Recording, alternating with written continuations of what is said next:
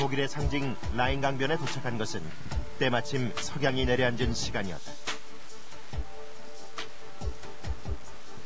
이 강은 뜨거운 청춘들이 사랑을 확인하는 곳만은 아니다.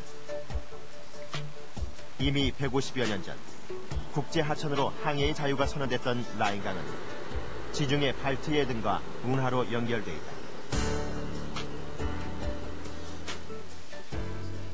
그 운하를 뚫고 놓고 백길이 열리면서 오히려 도시의 사람들이 그 강변에 균형되게 전부 사람들이 모여들어서 그 발전한 것을 보면서 우리도 하루빨리 백길을 열어야겠다는 생각을 하게 되었습니다.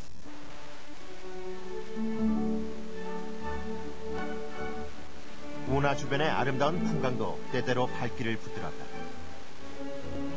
사람이 모여들고 마을의 활기를 되찾을 수 있다면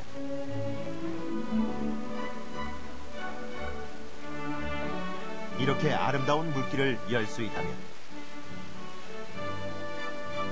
우리도 대운하를 꿈꾸어 볼 수 있지 않을까.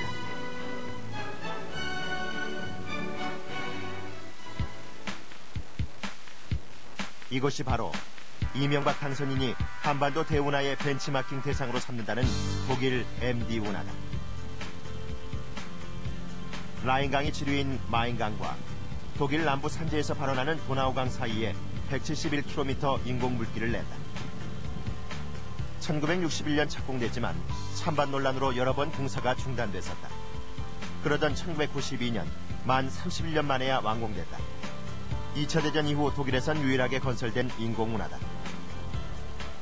우리는 MD 운하의 하이라이트라는 곳으로 갔다. 이곳은 해발 406m에 위치한 관문 통제소 힐폴슈타인이다. 탭케 부수장은 이명박 당선인이 2006년 이곳을 방문했을 당시 프리젠테이션을 했던 인물이다. 이명박 당선인은 배를 산으로 넘겨 보내는 이곳의 기술력에 극찬을 아끼지 않았다고 한다.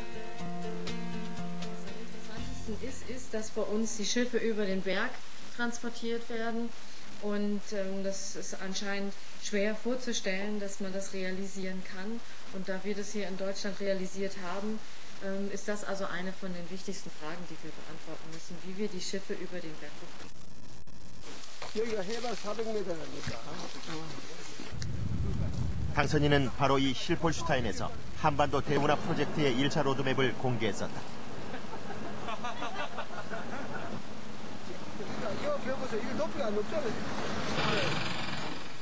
당시 그는 한반도 대운하에 대한 기술적 검토가 이미 끝났다고 했다. 대운하를 통해 제2의 경제 도약을 이루겠다며 공사는 완공까지 채 4년이 걸리지 않을 것이라고도 했다. 이곳에선 대체 어떻게 배를 산으로 넘기는 것일까? 화물선 한 척이 서서히 통제소로 다가오고 있었다. 고도가 낮은 쪽에서 들어오는 배다.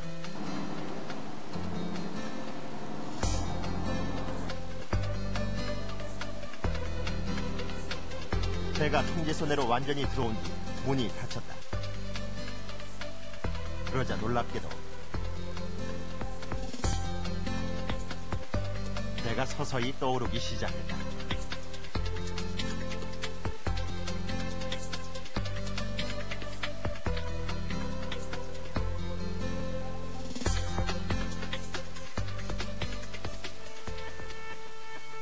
배가 고도가 낮은 쪽에서 관문 안으로 진입하면 갑실에 물이 채워져 배는 수직 상승하고 고도가 높은 곳으로 나갈 수 있게 된다. Meter hinauf bis nach Hilperstein, fahren dann die Scheitelhaltung entlang bis nach Bachhausen und fahren dann ungefähr wieder die 67 Meter runter zur Donau. 고르지 않은 지형에 인공물길을 내야 하는 운하. 때문에 고도차가 날 때마다 관문을 만들어 배를 들어올려 보내야 한다. 고도가 높은 쪽에서 진입한 배도 같은 원리로 산을 넘는다.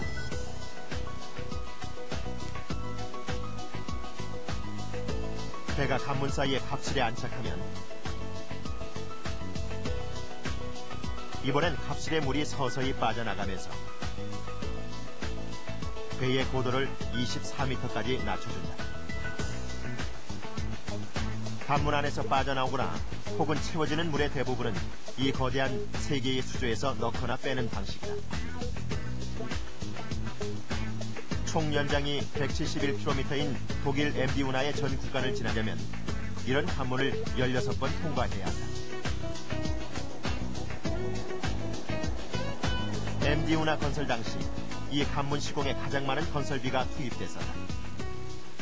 독일 운하 건설 기술의 백미라는 힐폴슈타인 관문. 관문 개폐 및 수위 조절은 모두 첨단 장비를 통해 이루어진다. 그런데 화물선 운항량은 감소 추세다. Also wir sind jetzt gemittelt die Jahre konstant. Wir hatten schon Spitzen gehabt vor 2 Jahren, aber jetzt die letzten 2 Jahre waren ein bisschen rückläufiger. Aber wie gesagt, das beinhaltet auch, ob wir gesperrt sind wegen Eis oder ob der Main oder die Donau Hochwasser hat. Das spielt natürlich alles damit, ob, wie viele Schiffe hier durchkommen und wie die Frachten halt sind. 사무실 벽엔 결빙 당시의 사진이 걸려 있었다. 한땐 6주간 운항을 전면 중지하기도 했었다. 얼음이 1.5m 두께까지 얼어 속수무책이었다. 한반도 운하는 해발 1017m의 조령산을 극복해야 한다. 또한 총 연장 약 540km인 경부 운하에는 이런 관문이 19개 건설될 것으로 예상되고 있다. 관문은 운하 운행 시간의 큰 걸림돌 중 하나다. 배 한 척이 대기 시간 없이 관문을 통과하는 데만 시간이 얼마나 소요되는 것일까? 시간 10시 12분인데 얼만큼 걸리는지 한번 지켜보겠습니다.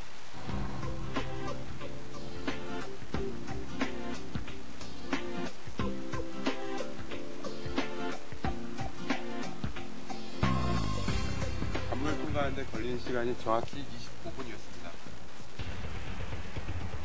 운행 속도는 화물선들의 운하 이용률과도 직결되는 문제다.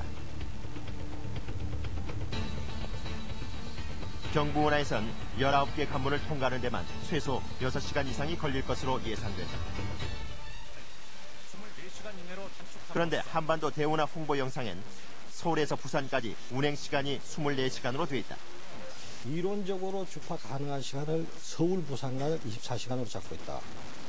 그리고 현재 기술 수준으로 현재 시공법으로 들어간다면은 약 36시간 정도면 충분히 극복합니다. 19개의 관문이 있는 총 연장 540km의 경부 운하 총 운행 시간이 36시간에 가능하다는 얘기다. 그런데 16개의 관문이 있는 총 연장 171km의 독일 MD 운하 총 운행 시간이 평균 36시간이었다. 독일 취재 중 자전거가 운하를 달리는 화물선을 앞질러 가는 풍경을 종종 볼 수 있었다. Die maximale Geschwindigkeit, das sind 13 Kilometer pro Stunde, die das Schiff auf gar keinen Fall überschreiten darf. Das hat strömungstechnische Gründe, aber auch je tiefer er ist, wenn er noch schneller fahren würde, würde er weiter ein.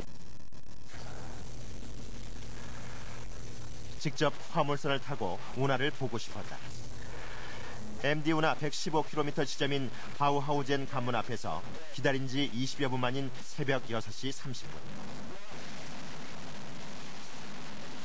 거대한 바지선 한 척이 관문을 향해 다가왔다. 화물선에서 우리를 맞아준 이는 뜻밖에도 50대의 아주머니였다.